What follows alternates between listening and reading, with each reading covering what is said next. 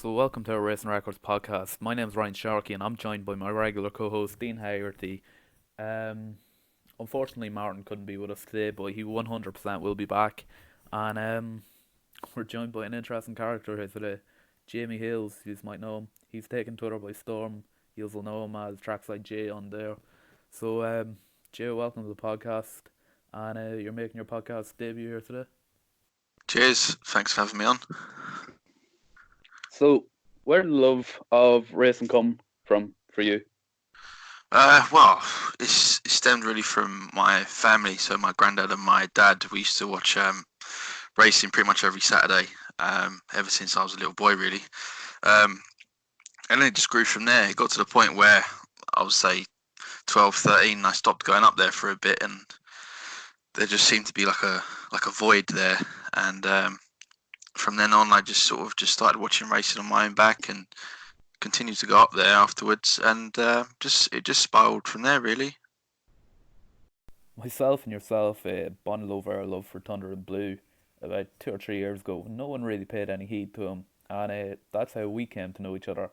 And Blue has played a big part in giving us careers in the industry. Would that be fair to say?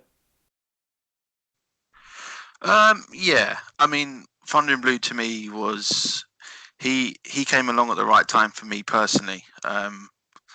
My dad had a heart attack. It was about 4 years ago now, and when he was in the hospital, he wanted to watch some racing and well, he just wanted to watch sport in general. And I just turned my phone on, and the next race running was the race that Thunder and Blue was in. And because we're Chelsea fans, he said, let's just watch this race and have a little bet on Thunder and Blue. So it was at Lingfield, and we had a bet, and he didn't win or anything, but it's the way he finished his race, you know. And yeah, we just said we got to follow this horse now, and during his recovery, we was just following Thunder and Blue, and he was getting better and better with every run, and it's just the memories that I've have of that horse now is looking back at it, it's quite special, and yeah, obviously now I go down there regularly and I film him and take pictures. It's quite surreal how it works itself out, really, but it's pretty cool, you know. Yeah, it's a good story, that, to be honest. And I hope your dad's all right now. Yeah, no, it's looking up, and we always talk about it, and no, he's given us some great memories, and yeah, I love the horse to pieces. He's probably my favourite horse ever, just because of obviously what he's done, and how he's helped me out through my sort of professional career, or wanting to move into racing. And yeah, it's just he's just a pleasure to be around when he's not trying to bite you. So, I hope you're talking about Blue now and not your dad. Oh yeah, no, definitely Blue. So, speaking of careers, Jay, you set up Trackside Media, which has since turned into G1 Media. How did that come about for you? Well, since I was again a young boy, I've always sort of edited videos, and it was normally on like video games and stuff. So I've always had that background of editing, and they're my two main passions, really, racing and editing. So for me, I just wanted to try and combine them together and see if I could actually make a career out of it. And I just woke up one day and I was like, you know what, I'm just going to give it a go. So I set up Trackside. It was just over a year now. Um, I set that up, and it just sort of slowly just started to snowball. And we went through a rebrand about 6-7 months ago, and yeah, it's just continued from there, really. But it's come from a passion from when I was a kid, and I've always sort of believed in doing what you love, and there's no harm in giving it a try. So we are here where we are now, and it's going well, thank God. So Yeah, definitely. And John Dance has been a huge influence and role in that. no, yeah, definitely. Me and John have been working together for just over a year now. Actually, the first time I met him was the same week as the Lincoln meeting last year. Um, the first time I met him was at Newcastle when he had a winner there, and yeah, we've become really good friends, and even all of his family. I've met all of his family. His wife Jess, his son Harvey, who I love to death. It's it's more than just like a working relationship now. I sort of, he's a really good friend of mine. They all are really, and I can speak to him about anything I want. But he's been a really big supporter of mine, and he's helped me a lot. So I owe a lot to him. And what would you say so far has been the highlight of your media career? Oh, it's a tough question. I think the highlight, I don't know, it's difficult to say because it's all of it is something that I thought would be out of reach for me. I didn't ever think that I'd be at this point where I am now. So for me, the highlight would just be getting to this point of, earning a living through it, doing what I love, but it's hard. It's hard to say because there's been so many memories from even being at yards and seeing horses work and then going to win next time out and filming them, and it's been pretty. It's been a cool experience, really. It's difficult to pinpoint one sort of defining moment, but I'm very grateful, and I'd probably say I don't know. It's difficult. Following Lauren's last year was pretty cool. She only won one group race last year in France, but following her up in that during the start of that season was something special because obviously she's the best horse that I've sort of had the pleasure of filming, and I know what she means to John and the rest of the team. So following her and driving hundreds of miles up north every other month, it was and it's just, and then obviously you've got her progression into going to stud, so that was pretty special for me just because of who Lawrence was. I was a big fan of her before I even started Trackside, so yeah, that was pretty cool. Yeah, she's been a real special horse, and I think it's fair to say now you've risen to stardom in the past week with certain robotic commentary videos. For those of you who haven't seen any of them, here's a quick clip. Neck and fucking neck. Someone check on Jerry Hannon. Dottore is the best thing to come out of Italy since the fucking pizza. Enable wins it. I had my bollocks on. Crystal Ocean in second. You can't give away weight to the GOAT. Unlucky James Doyle, better luck next time. Anthony Van Dyke was fucking last. You can check the rest of them on Jay's Twitter. The link for that will be in the description.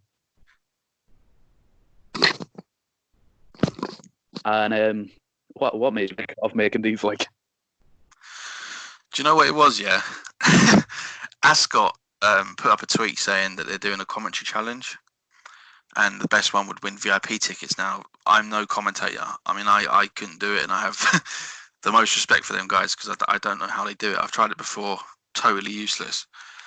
So I just thought the idea just came into my head. I've seen it before with some football videos, and I thought, you know what? I'll just do it for a laugh. And I did it, and then the video kicked off and people were sending me messages saying, do more, do this race, do that. I thought, you know what, okay, fair enough. So I'd done another one, and that blew up, and I'd done another one, that blew up, and it just sort of snowballed from there. But, I've received some really lovely messages from them videos. So I'm glad I've done them. They're obviously not very serious, but, it's just a bit of a laugh during the current climate, yeah, it's tough times, and they're definitely a welcome video, welcome to watch. Like, Yeah. But they've got over 250,000 views on them now between them all. Yeah, I had a look yesterday, and they had done over 300,000 views in 5 days, I think, or 4 days, something like that. It's pretty, that's a big number. So,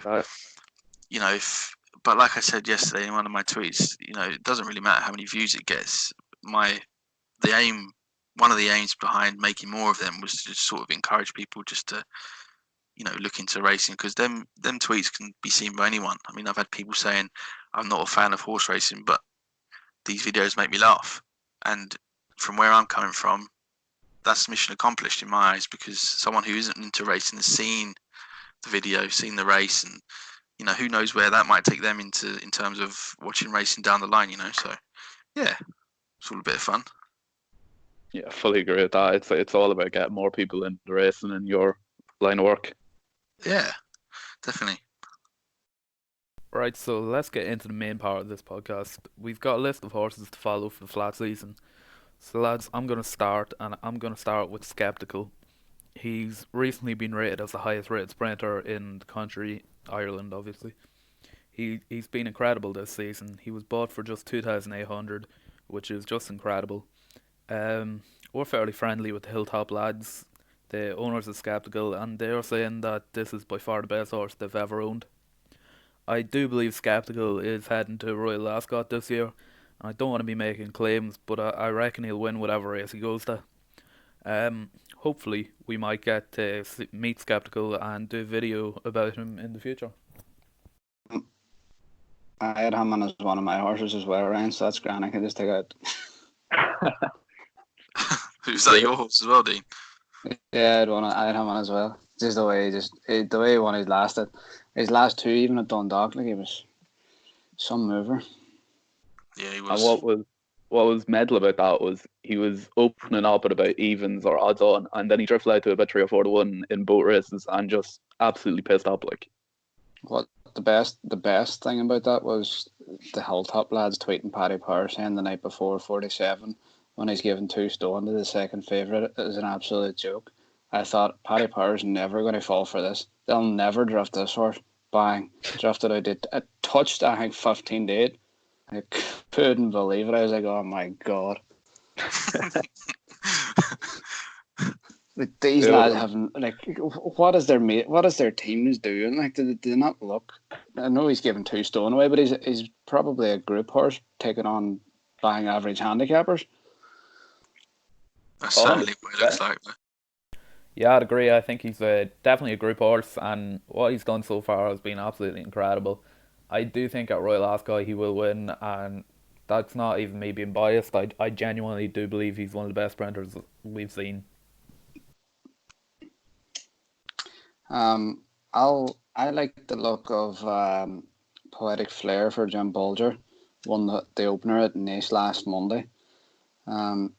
He's by Don Approach, who Jim Bulger won that race with previously, as well as a few other nice types. Again, depending on when we actually see the season back up and running again, he could rock up, and or he probably more than likely will rock up in some of them big group races on both sides of the water, depending how he progresses on from the first run there. and Kevin Manning rode him, didn't he? Yeah, Kevin rode him. It's mad to think that he's in his 50s and still riding winners like he was in his 30s. Like, it's absolutely madness. I've seen Kevin a few times at the tracks, like, and I have to say, he's so down to earth. Like, he wouldn't walk past you without saying hello, or not that I would know him, like, you know, in any way well, but, like, you know, he would always walk past, acknowledge how you doing, or, you know, a hello.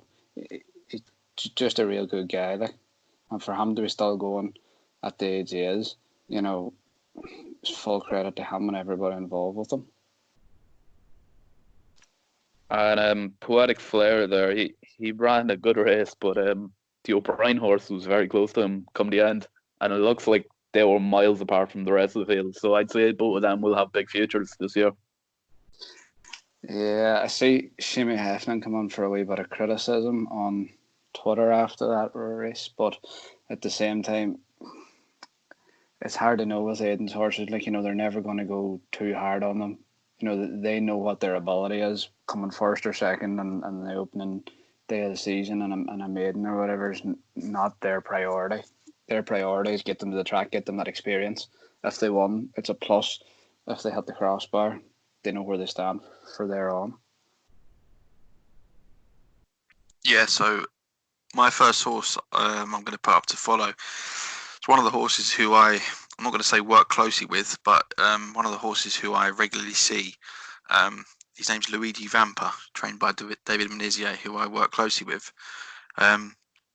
This horse, I think he's going to be proper special this year. He won a maiden last year at Goodwood, and then he was second at Salisbury, and then he followed that up in a big handicap at Longchamp on Arc Weekend, finishing third behind another one of David's who finished first in that race.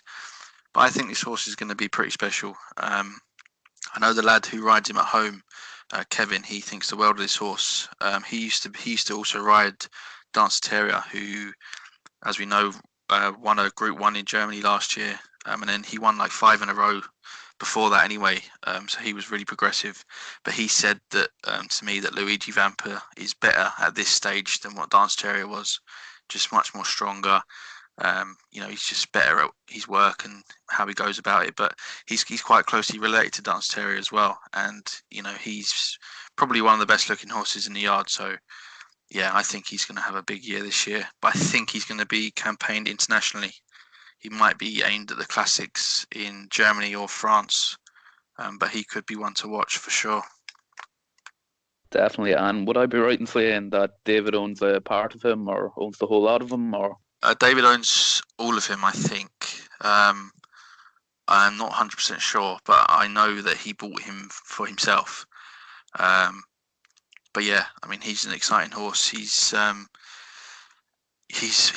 by a sire that's not very well thought of. Elfstrom, I think it's Elfstrom. And You might need to David cut really, a bit, but yeah, he's a really nice horse. Yeah, he certainly looks a good horse, and David has such a good eye for horses, as we all know. And my next horse is a David Manusia trained horse, and that is Gypsy Whisper. I believe it's gonna have a good season this year. Um, he runs very similar to Thunder and Blue, race at towards the rear of the field in mid pack kinda, and then comes with a late surge. And what struck me was just how quickly he speeds up. Jin, you know as well as I do just how good David's setup is, and he is a huge crop of talent this year. And I believe he's going to have a big year. I think you could include most of his horses here. You did, and you included one there. But Gypsy stands out for me. No, yeah, Gypsy Whisper. She's a nice horse. She won a few races last year, didn't she? I think she was at Linkfield. was I it think it was Linkfield? Linkfield she won. And then she was fourth at Newbury. I think the next time out she hasn't run since. But yeah, she's a nice horse. She's by Helmet, so yeah, she's definitely one to look for as well. The second horse that I'm going to put up is Mukalad. He was unlucky the last day at Nice. He came from second last to finish, I think, third. Won by the race was already well over by the time he got out and got going. He was very consistent last year. He was in the top. He was in the top 5 times, and he won on 3 of those occasions.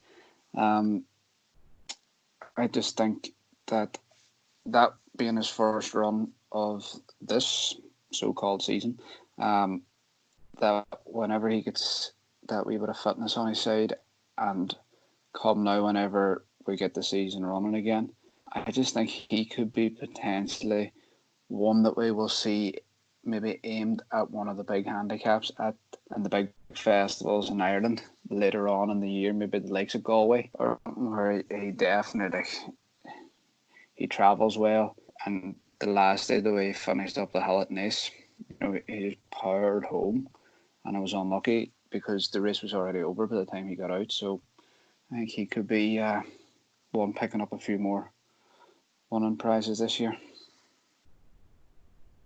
Yeah, I 100% agree with that. That horse broke my heart so many times last year. He was one that I was following all through last year. And Galaxy Horse Racing, they know what they're doing with them horses. Like you said, he ran a stormer at Naas and could come on a lot from that. Oh yeah, he definitely will come on a lot for that. It's just I just don't think the race played to his liking. The last day I watched a race of his back from Nice last year, just earlier on there, and he had a good draw near the rail. He broke well and he sat second to third the whole way. And then once they came up inside the last two furlongs or a furlong and a half, he just grabbed the rail and away he went. And that was it. There was no catching him. So I think he definitely will come on for the run. And definitely should be one that people are keeping an eye on in the summer. The next one I'm going to put up is another trained by David Menizier. I'm only putting horses that I actually know about rather than just trying to pick out ones that I don't know much about just because, I work closely with them, so I know a bit more. So the next one is called Dean Street Doll. She was actually trained in Ireland once upon a time by Richard O'Brien.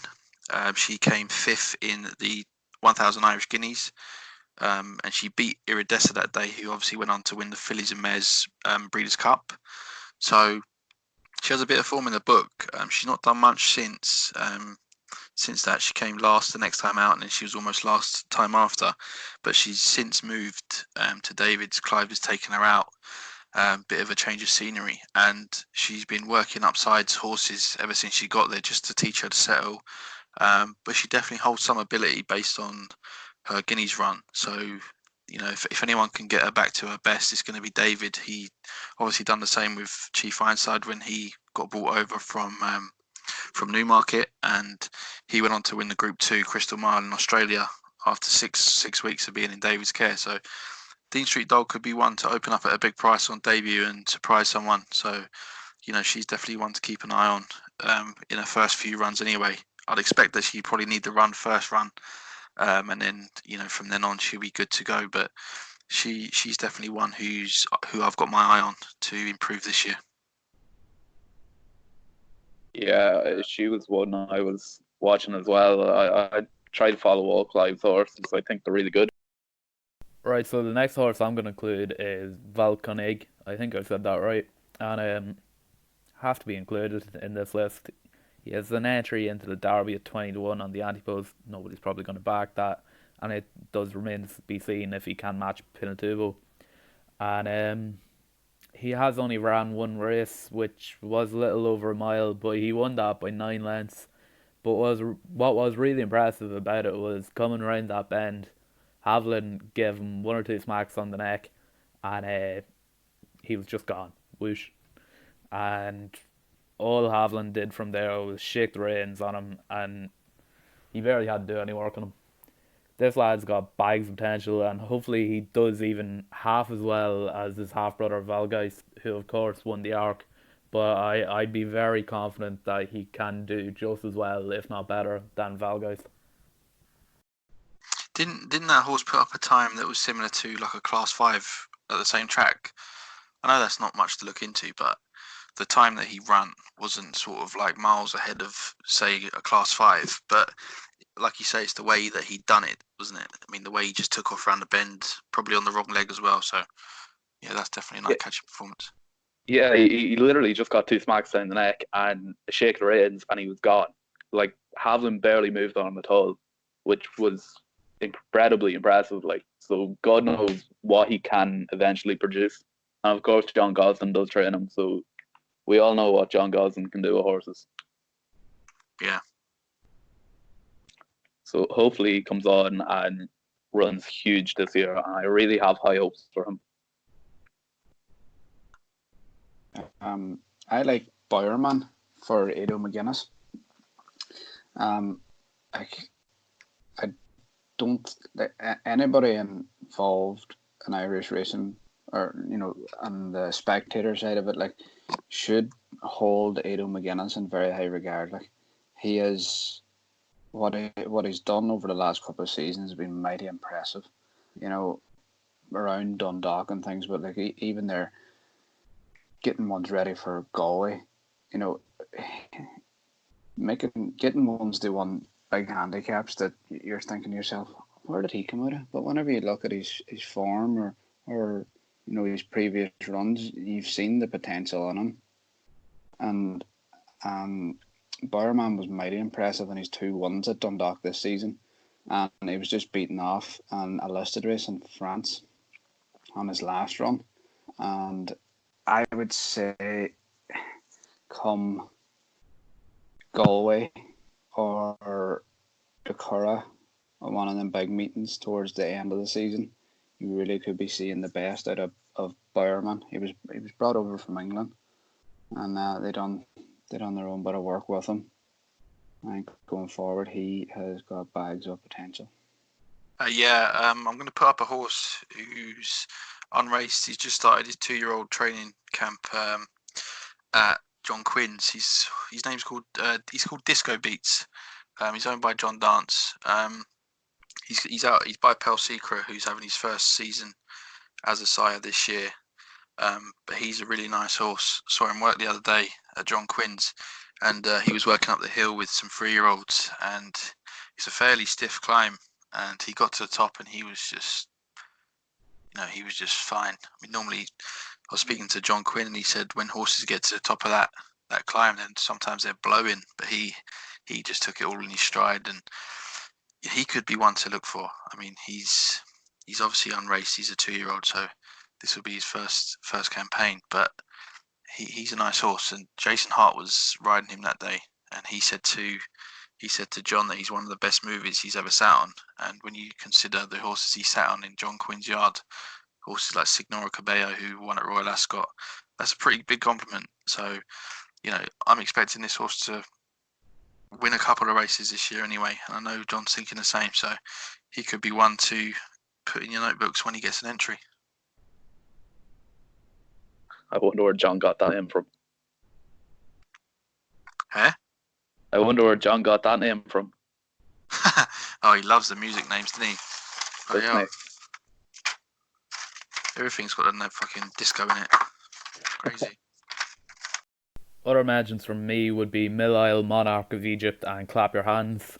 Mill Isle is trained by Jesse Harrington and had Group 1 success last year, but this filly has potential to be very, very useful, and I'd say she'll have a big year coming up this year. Monarch of Egypt didn't have the best seasons last year, won his first race, but he was improving throughout the latter part of the year. And he's a son of American Pharaoh, who's one of the best horses to ever grace the USA. And I'm hopeful Aidan O'Brien will work his magic here on this. And Clap Your Hands has been running at Wolverhampton, and he looks a top horse. He's won his last 4 races. One of them in particular stands out to me. He won by about 5 lengths, I think it was. And I think Poppy Bridgewater was riding, and she didn't move a single muscle the whole way around. And that was just so impressive, and it just stands out in my memory. So I don't think I'll be forgetting this horse soon. I actually think Miss O'Connor, she moved to England from the John Feen yard last year, and it was noted there that John's yard wasn't in the best of form last year, but this horse won at Gowran Park and was well supported on the day. Actually, I think it was 33 back then, days 14s or 16s or something like that there, and has since been moved on to William Haggis, and she's unbeaten for him as well. She won a couple of group races in England and one in France, something like that there, and the ground wasn't the best last year when she was racing in, and it was really soft kind of mucky ground, and she was super, and if she can improve this year again, she'll be at all them big meetings. And I think just watch, I seen her work last year in the Curragh, and at this stage she moved to John Feen's from John Ox's yard. They couldn't get her right. She had a lot of injuries at the start of her career. She never actually made the track, but the Feen team gave her a lot of time and a lot of work put on there. And when they got her right and they got the right race for her, they were happy to move her on after that. They got the good share of money for her, and I think this season, whenever they do get racing now again, she will be one to keep an eye on. So my final horse to follow this year, this is my big Group 1 hope for this season. His name's Brentford Hope, trained by Richard Hughes. Won his debut last year by about 8 lengths. Jamie Spencer was on board, barely even touched him, and he won going away. Probably wasn't racing against much, but it's just the way he done it just impressed me. And I think he's going to be targeted for all the big races next year, probably the Derby. He's by Camelot, so he's obviously got the breeding behind him to stay a Derby trip. So yeah, I think this horse is very, very, very good, and I'll be very, very surprised if he doesn't win a Group 1 race this year. So he's my last horse to follow for the year. Right, well, that wraps that up. Dean, I'm surprised you didn't include Bell Power, though. Christ, have you seen her in her last 2 runs? My God. Just on a note of that, like, we had her last year with John, and like, in fairness, whenever her last 2 runs at Dundalk, like, your heart, you kind of heartbreaking for the man. Like, he spends a lot of time, and like he did really fancy her a few times last year, as we all did, and like she was beaten no more than a hair's breadth at Nace one day at 16s. And next, he thought going on to that, he thought she was in great form. And, we were actually beat. The 2 times we were beating Ireland, we were beat by a horse that had won the week before on both occasions and had only went up £3. And we came second once and went up £8, and the other time we went up, I think it was 4. So you kind of ran under well handicapped horses, but this year she's just, I don't know, she's got a tendency to not want to leave the parade ring, and then she bucked Dean Kern off on the way to the start one night, and then she refused to come out on her latest start. So I'm sure he'll be scratching his head over that now. Yeah, she was such a frustrating horse for you. We were lucky enough. She was second 4 times.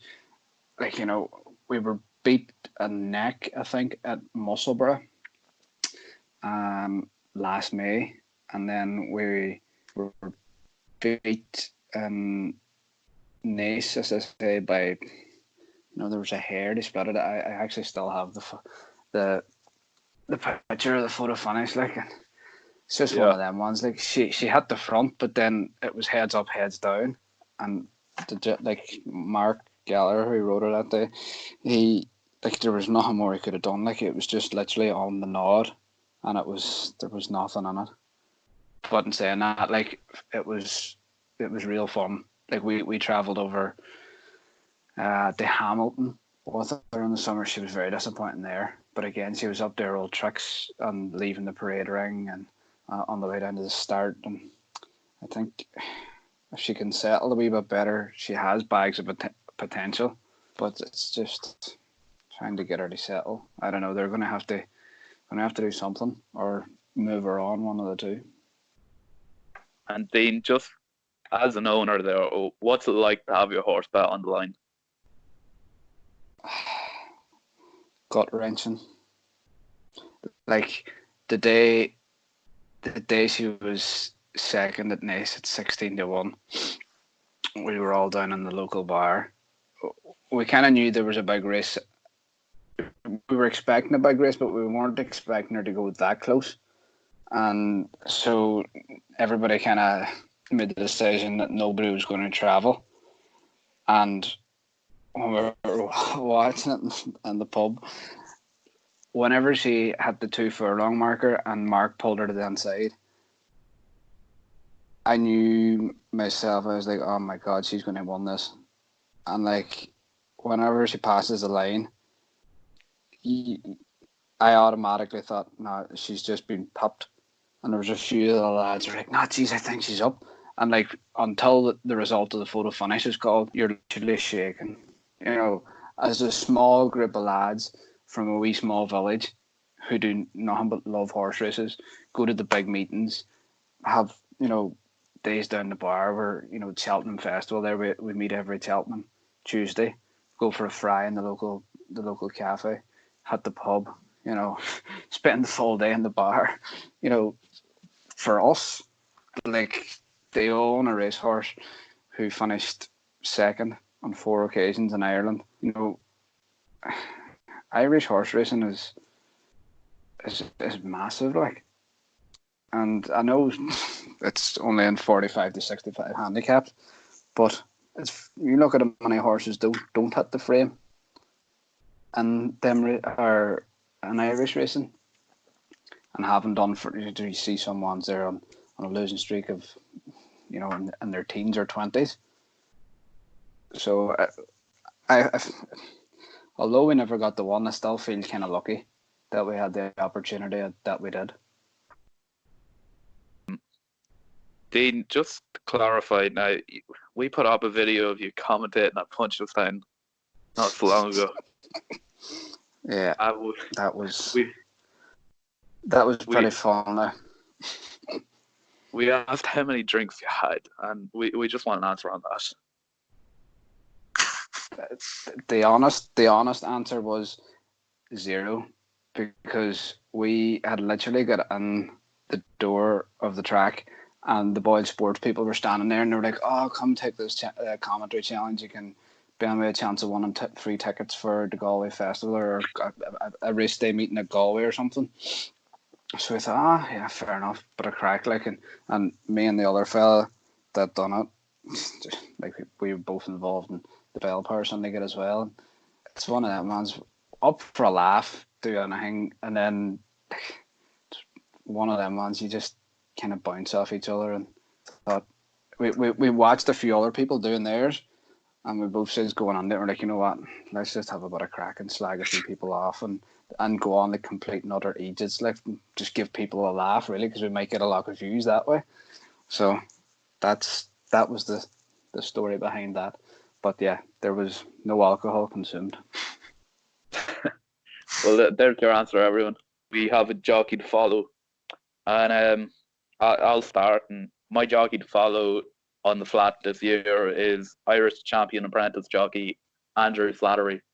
I did an interview with Andrew before he won that, and he really has the right mentality to succeed, and I believe we'll see him riding a lot of winners in the not so distant future.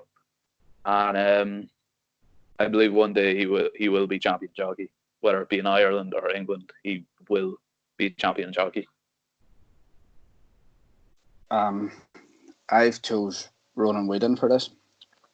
I think last year he had 42 winners last season, which is pretty good. And so far in the winter campaign at Dundalk this year, he's had 14 winners, and he's had 37 placed efforts between second, third, and fourth. So he is hitting the crossbar a lot of rides, and he's mostly riding for Mick Halford at the minute.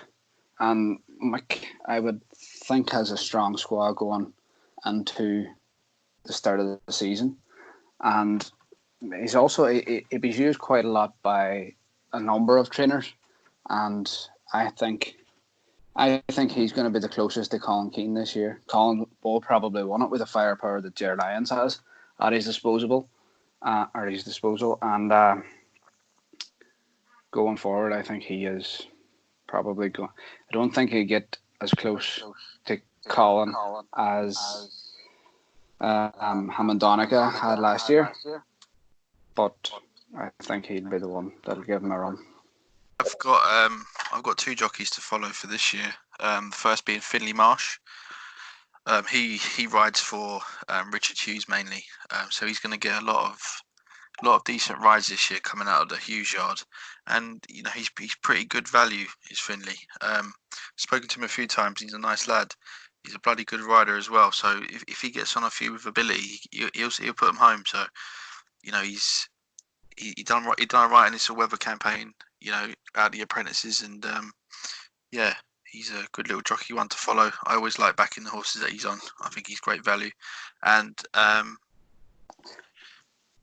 I'm gonna the highlight of last season for me. I'm gonna be a wee bit selfish here and take a meeting that I was at last year on the flat, and it was the Monday night before the Punchestown Festival at Naas. I think that that card at Nice on the Monday night before Punchestown is really always really good, and anybody travelling over from England or travelling anywhere from in Ireland to go to the Punchestown Festival should make it their business to go to that Monday night because it's always pretty good. You always see some really good winners, and last year I actually, like, me and the fella that done the commentary challenge, we had a really good day. Both seeing some superstars, and we just couldn't really go wrong as well when having a bet. I actually managed to back the first six winners, which I don't think I've ever done before, and I'll definitely not ever do again. But everything fell into place. Last year, Peace Charter for Colin Keane and Ger Lyons took the first, beating one of Aidan O'Brien's, and that looked pretty smart. Colin won the second race as well. Mukalad, who I actually put up for my horse to follow, he won on that day last year as well, and he won pretty convincingly. And he didn't go unsupported as well. He was back on the, I think, 11-to-8 favourite. So there was a lot of support about that day for him. Johnny Murda took the listed race that day. So I was a horse I was talking about the whole way down the road from Donegal here down to Kildare. Urban Beat, who beat none other than Sophia for Eddie Nineham, who she just went on to have a wonderful season after that, won on Group 1s or group races at the Curragh. She really was spectacular towards the end of last season. Another horse who was on show that day and absolutely hacked up in a handicap was I Am Superman for Lee Roach and Mick O'Callaghan, who has since been sold on to Australia, I think. Well, he's in Australia at the minute. He had a couple of runs there. He ran as soon as the other day, actually, the 28th, I think. He turned out in some of the group races then at the Curragh later in the year that day as well. I actually got my place pot up that day, and the horse that won it was Miracles in May. He was the sixth horse, and I backed as well. Ben Cohen rode it, who I think's a super wee jockey and will definitely be value for his claim this season going forward. A horse of Aidan O'Brien's won the last, called Jack Yates, who was serious impressive. There was a lot of talk about that race that day at the track, and everybody was really excited to see Jack Yates. He was impressive, and the second home was a horse called Hazran, who was ridden by Ronan Whelan that day. Them two horses pulled well clear of the rest of the field, so they as well could be two horses that might come on this season whenever we get racing again. So my highlight of the year is going to be Dance Theory winning the Group 1 race in Munich in Germany. And that was David Minuccia's first ever Group 1 win, and it was just such a special day for everyone involved and connected to everything David does and the horse itself. Jamie Spence was riding it, and it was just a fantastic ride, and he won easily, comfortably. And yeah, it's just the start of things to come for David, and hopefully he becomes a huge household name. And that has to be the highlight for me of last year. Well, I've got two highlights for last year. Both of the times, both have been horses that I'm involved in, or was involved in. The first one was Chief Ironside when he won his Group 2 in Australia, the Crystal Mile. One, because I had a bet on him, and two, just the way he was working at home from where he came into the yard, from when he left to go to Australia. The transformation that had happened with him was quite remarkable, really. And he'd done one piece of work before he went out to Australia, and I won't name names, but there's a horse in David's yard who he's a good yardstick to use, just to gauge where your horses are. And Chief Ironside absolutely hammered him up the gallop, and seeing him win in Australia was quite magical, really. I was in Doncaster for the Vertem when he got called off in a hotel, quite depressed at the time because of it being called off, and I woke up at, I think it was 4 a.m. or 5 a.m. in the middle of Doncaster to watch the race on my laptop, and when he won I tried to keep a lid on it, but that didn't work out very well. And the other one was when John Dance had Astro Jack winning at Southall.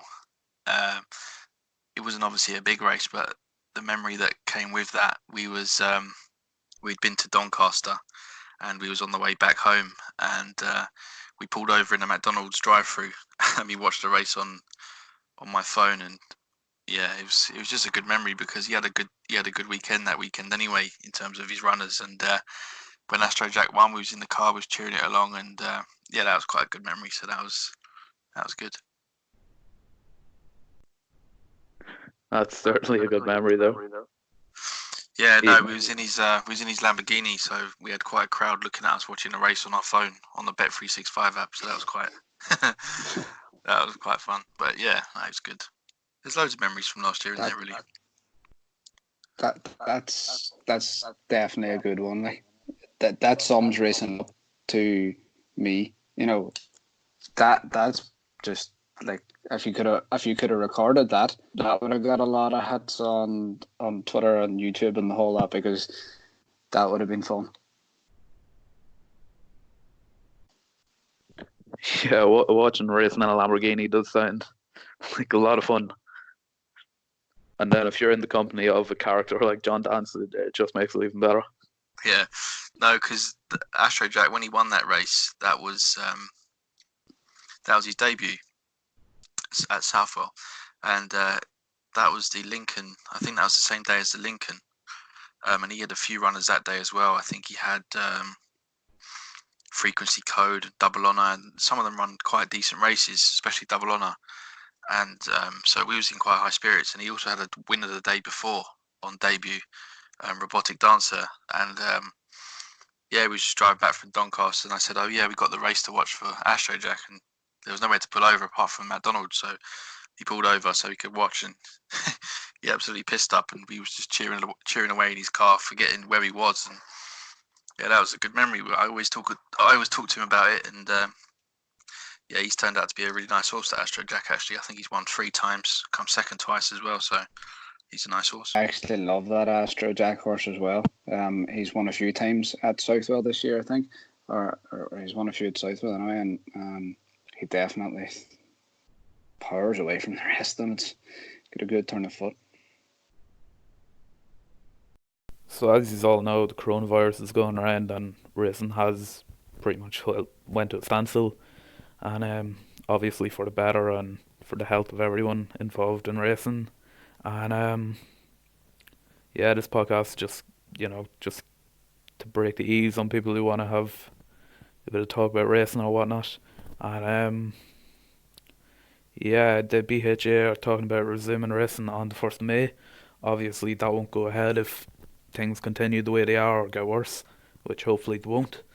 But yeah, it's really had a nasty effect on the world as a whole, not just the racing. And of course, everyone's well-being is number one priority.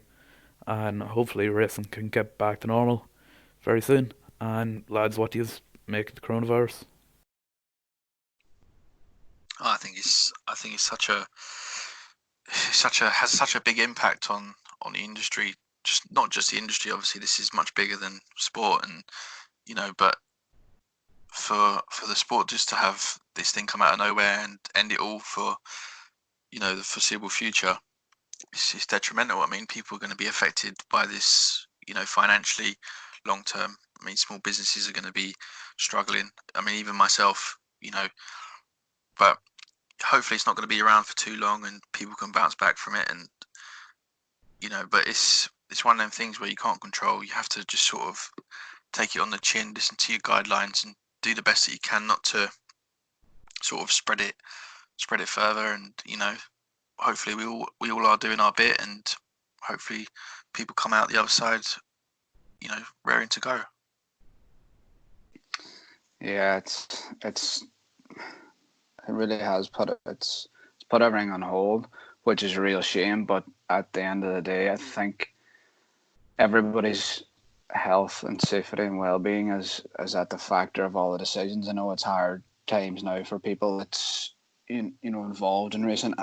I actually asked Ryan the question the other day who he thought it would affect more, the smaller racing yard or the bigger racing yard. And we actually both agreed we think it might have a bigger effect on the bigger racing yards,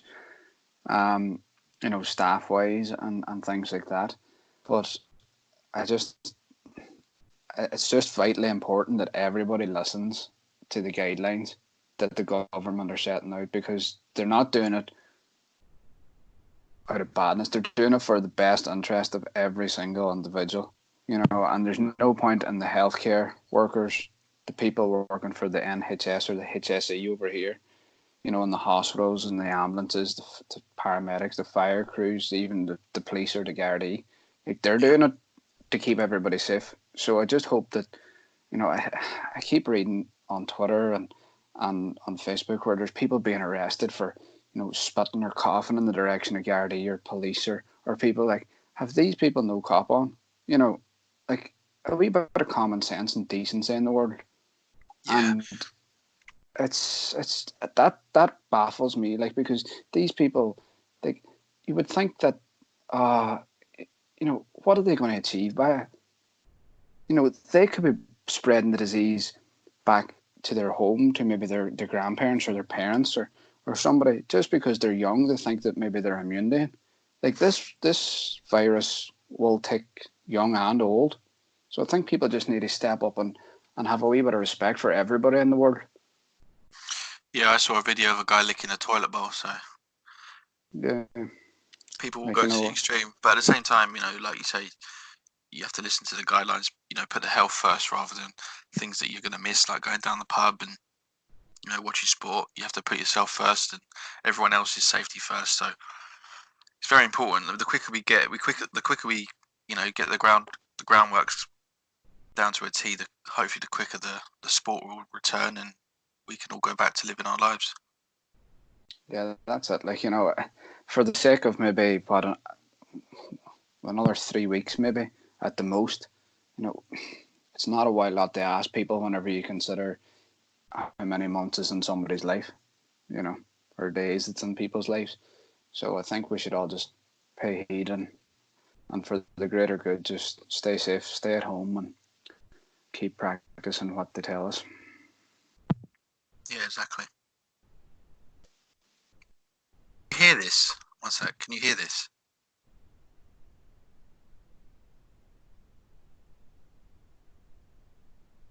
You didn't hear anything then, did you?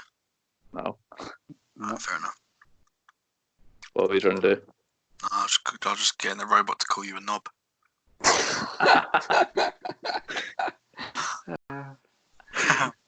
So, To wrap things up, Jay, we're going to do a quick fire question round where you have to answer these questions as quickly as you possibly can.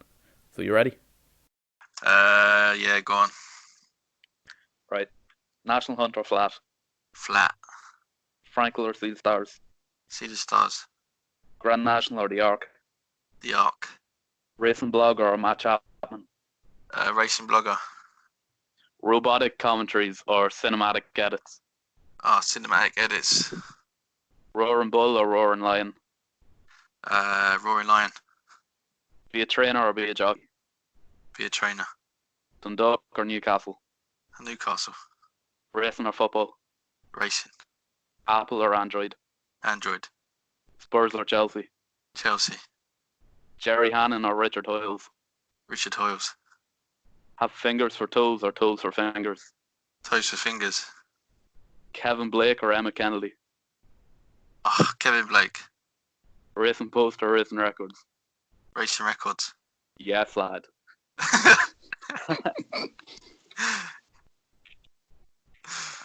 That wraps up that episode of our podcast, and we'd like to thank Jay for joining us here. And I'm sure it won't be his last visit on the podcast. And yeah, that's really it. Stay safe, everyone. Yeah, no, thanks for having me.